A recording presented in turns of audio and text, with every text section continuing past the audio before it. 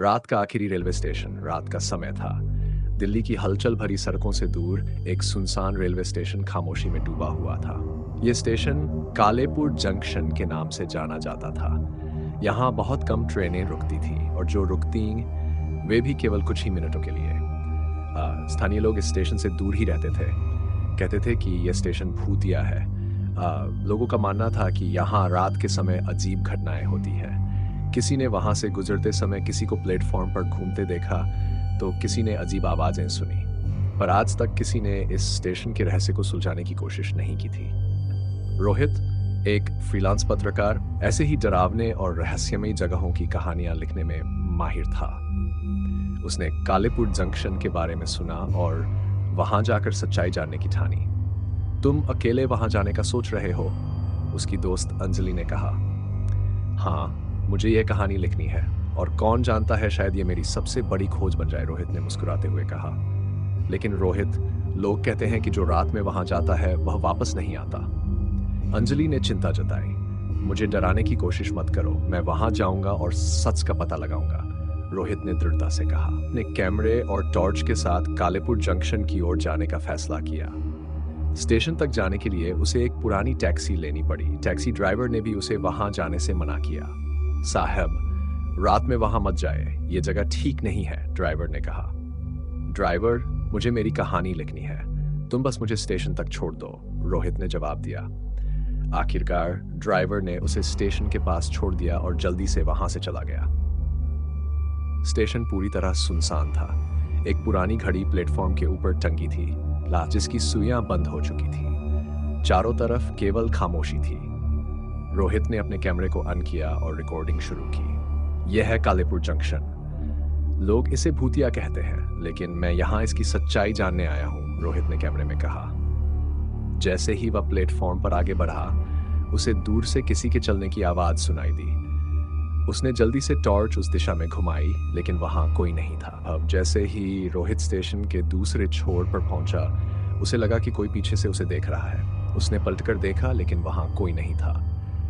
यह शायद मेरा वहम है, उसने खुद को शांत करने की कोशिश की। तभी उसे प्लेटफॉर्म के किनारे एक पुरानी लकड़ी की बेंच पर किसी के बैठने की छाया दिखाई दी। कौन है वहां? रोहित ने चिल्लाकर पूछा, लेकिन कोई जवाब नहीं आया। जब उसने पास जाकर देखा तो वहां केवल एक पुरानी टोपी रखी हुई थी। यह टोपी धूल और मिट्टी से भरी हुई थी, जैसे इसे सालों से किसी ने नहीं छुआ हो। रात के करीब 2 बजे रोहित ने दूर से ट्रेन की सीटी सुनी। उसने देखा कि एक ट्रेन धीरे धीरे स्टेशन पर आ रही थी। यह कैसे हो सकता है? मैंने सुना था कि यहाँ रात में कोई ट्रेन नहीं आती, रोहित ने खुद से कहा। ट्रेन पूरी तरह खाली थी। उसके डिब्बों में कोई रोशनी नहीं थी और हर डिब्बा जंग से भरा हुआ लग रहा था। रोहित ने ट्रेन के अंदर जाने का फैसला किया।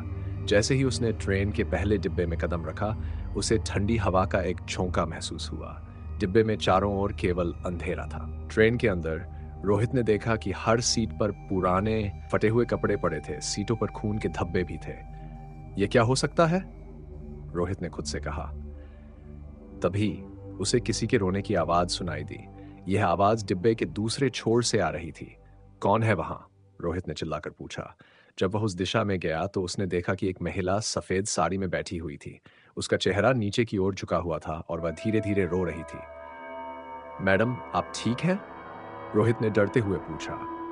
महिला ने धीरे धीरे अपना चेहरा ऊपर उठाया। उसका चेहरा पूरी तरह जला हुआ था और उसकी आंखें खून की तरह लाल थी।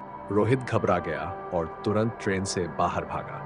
जैसे ही उसने प्लेटफॉर्म पर कदम रखा, उसने देखा कि स्टेशन के चारों ओर धुंध फैल चुकी थी। सब क्या हो रहा है? रोहित ने घबराकर कहा।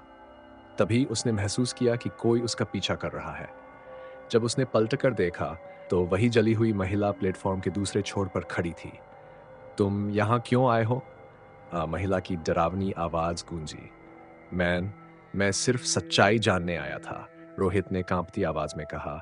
महिला ने जोर से चीख मारी और प्लेटफॉर्म की सारी लाइट्स बंद हो गई। रोहित ने अपनी जान बचाने के लिए स्टेशन से बाहर भागने की कोशिश की, लेकिन हर बार वह खुद को स्टेशन के अंदर ही पाता। यह कैसे हो सकता है? मैं तो बाहर की ओर भाग रहा था, रोहित ने खुद से कहा। तभी उसने देखा कि स्टेशन के गेट पर एक पुराना आदमी खड़ा था। तुम यहां से बचकर नहीं जा सकते, उस आदमी ने कहा। क्यों?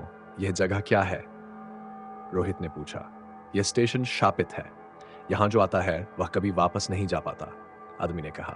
रोहित ने गेट की ओर दौड़ लगाई, लेकिन जैसे ही उसने गेट पार करने की कोशिश की, उसने महसूस किया कि कोई अदृश्य शक्ति उसे खींच रही है। तभी उसे अपने कानों में कई आवाजें सुनाई दी।